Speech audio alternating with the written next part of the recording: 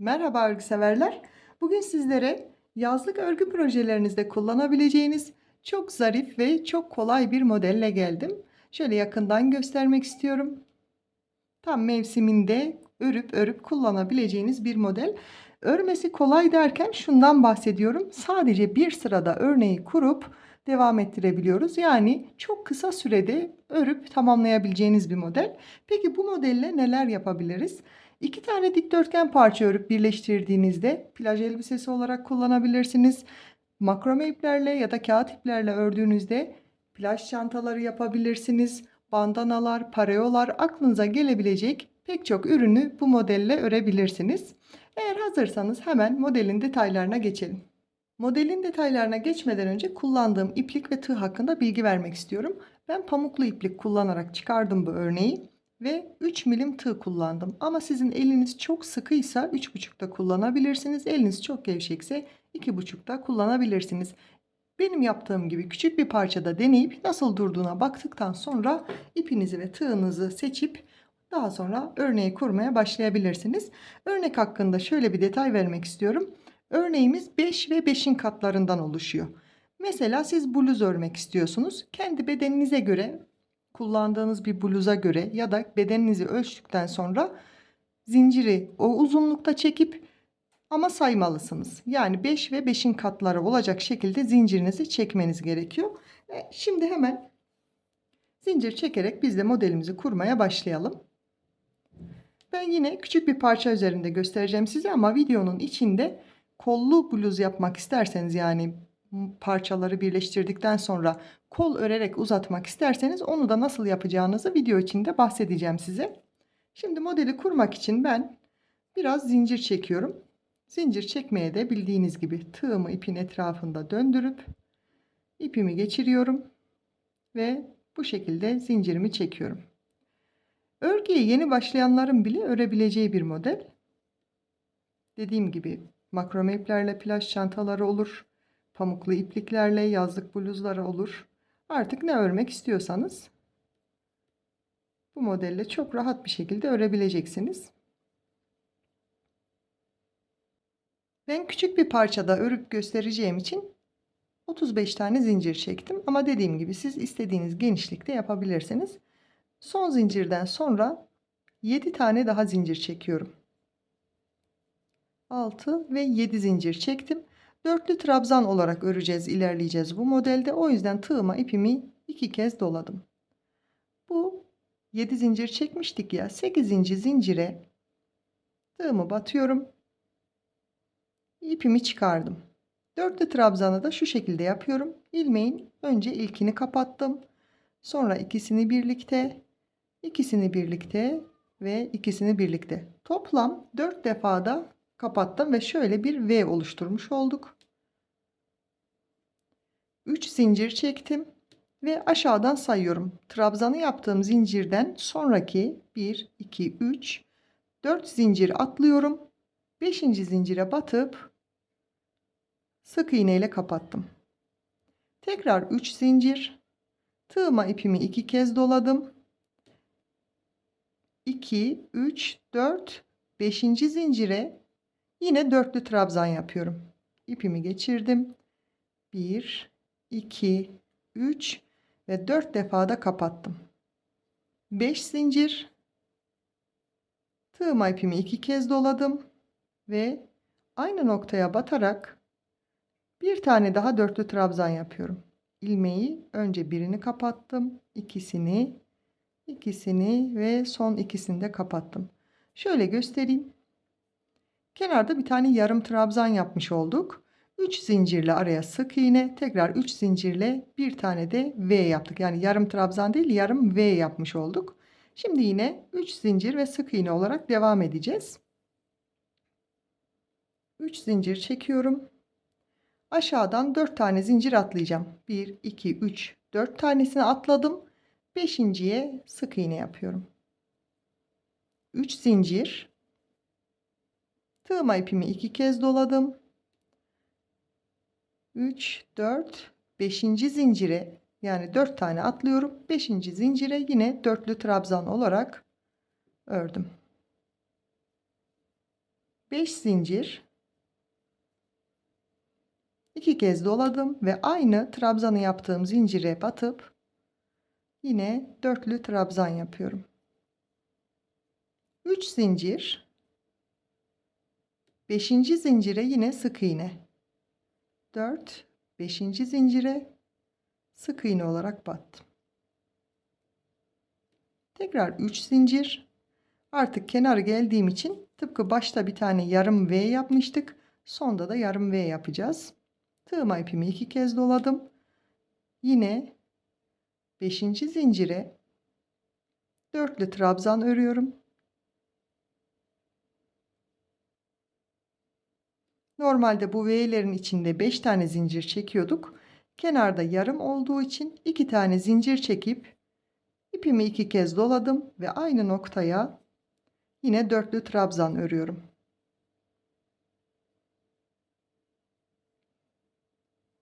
Şöyle göstermek istiyorum. Modelimiz bu kadar. Bir üst sıralarda da aynı bu modelin tekrarını yapacağız. Ne yaptık? Kenarlarda yarım V, ortada tam V'lerimiz var ve onların arasında sık iğne ile battığımız yerler var. Şimdi ikinci sırasına geçelim. Bir zincir çektim ve örgümü döndürüyorum. Buradaki trabzanın tepesine batıp bir tane sık iğne yaptım. 3 zincir, tığıma ipimi 2 kez doluyorum. Burada V'lerin arasında sık iğne ile battığımız yer vardı. Bu sık iğnenin tepesine yine V yapacağız. Dörtlü trabzanlarla. İlmeğimi bir tane kapattım. İkisini bir, ikisini bir ve ikisini birlikte kapattım. 5 zincir. Tığıma ipimi 2 kez doladım.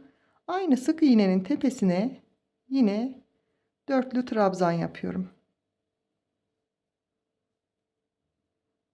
3 zincir çektim. Bir önceki sırada V'mizin ortasında bir zincir boşluğu vardı. Oraya batıp sık iğne ile kapatıyorum. Tekrar 3 zincir, 2 kez doladım. Buradaki sık iğnenin tepesine batıyorum.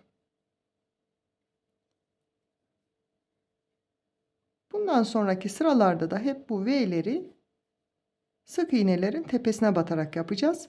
Yine 5 zincir çektim ve aynı noktaya dörtlü trabzanımı yaparak V oluşturuyorum. 3 zincir, bir sonraki V boşluğunun içine sık iğne. Tekrar 3 zincir, tığıma ipimi 2 kez doladım. Buradaki sık iğnenin tepesine dörtlü trabzan yapıyorum. 5 zincir çektim. Tığıma ipimi 2 kez doladım. Aynı sık iğnenin tepesine bir tane V yaptım. Son V'den sonra yine 3 zincir çektim. Bu baştaki zincir boşluğuna batıp sık iğne ile kapatıyorum. Bir üst sıraya da 7 zincir çekerek geçiyorum. 6 ve 7 zincir çektim. Örgümü döndürdüm. Burada yine yarım V yapacağız. Tığıma ipimi 2 kez doladım. 7 zincir çekmiştim zaten. Bu son sık iğnenin tepesine batıp dörtlü trabzan ördüm. Şöyle göstereyim. Tekrar 3 zincir. Bir sonraki V boşluğunun içine sık iğne. 3 zincir. Tığımı 2 kez doladım. Bu 2 V arasındaki sık iğneye yine dörtlü trabzan. 5 zincir. 2 kez doladım ve aynı noktaya yine dörtlü trabzan yapıyorum. 3 zincirle bir sonraki V boşluğuna tekrar 3 zincir, 2 kez doladım ve bir sonraki sık iğneye dörtlü trabzan örüyorum. V'lerin arasında hep 5 zincir çekiyoruz. Sık iğneyi yapacağımızda da 3 zincirle geçişimizi yapıyoruz.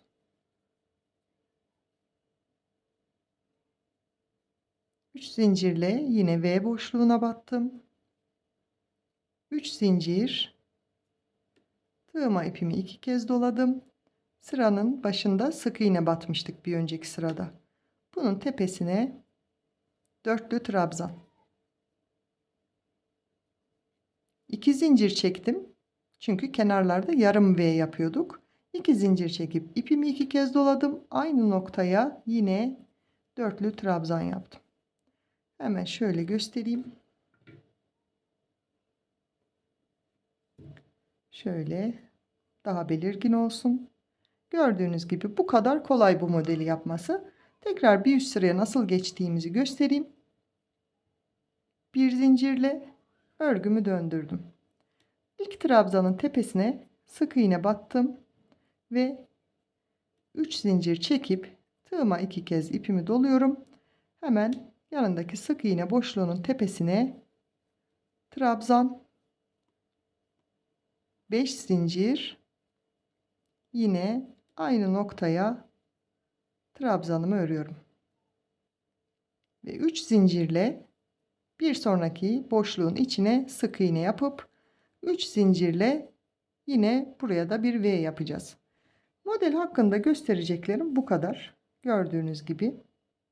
Şimdi diğer parça üzerinde bunu kollu bluz olarak örmek istiyorsanız kol kısmını nasıl başlayacaksınız onu bahsetmek istiyorum. Daha önce de bahsettiğim gibi bluz örmek istiyorsanız yaka kol kesimi falan yapmadan 2 tane kendi istediğiniz uzunlukta ve genişlikte parça ördükten sonra omuzlardan birleştirirsiniz. Şöyle göstereyim. Mesela bu küçük bir parça olduğu için ortada boşluk bırakırsınız. Omuza da 1-2 sıra gidebilirsiniz. Aynı şekilde iki parçayı birleştirdiniz ve kol boşluğunuz oldu. Kol boşluğunda kolu da döne döne örerek tamamlayabilirsiniz. Peki modeli burada nasıl oturtacağız? Hemen onu göstermek istiyorum. Önce ilmeğimi kilitledim, hazırladım.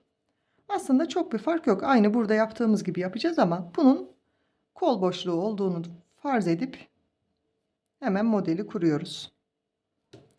Kenarda gördüğünüz gibi V boşluğum var. Oraya bir tane sık iğne yaptım.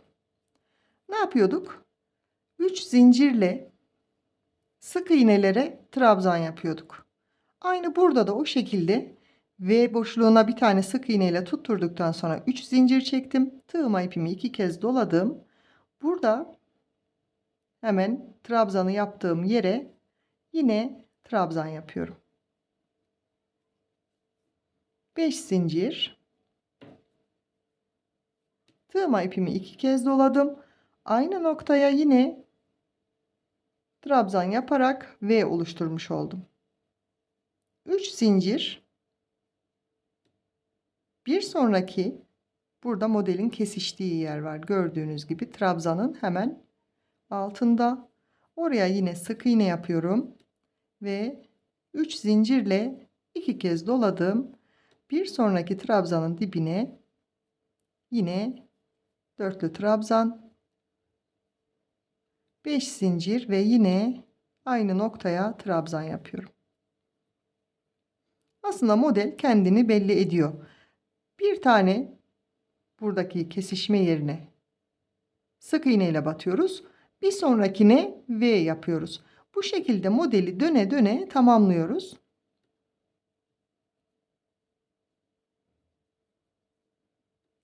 Hemen şöyle göstereyim, buraya da yapayım. Yine 5 zincir çektim. Aynı noktaya V yaptım. Yani bu şekilde siz de parçayı birleştirdiğinizde kol dönüşlerini böyle başlayıp devam ettirebilirsiniz. Modelimiz bu kadardı. Hem çok kolay hem de hızlı ilerleyen bir model. Çünkü sadece zincir ve dörtlü trabzanla ilerlediğimiz için model hakkında anlatacaklarım dediğim gibi bu kadardı. Eğer videomu buraya kadar izlediyseniz beğenip yorum bırakmayı unutmayın. Kanalıma abone olup bildirimleri açarsanız yeni videolardan ilk siz haberdar olursunuz. Yeni videolarda görüşmek üzere. Hoşça kalın.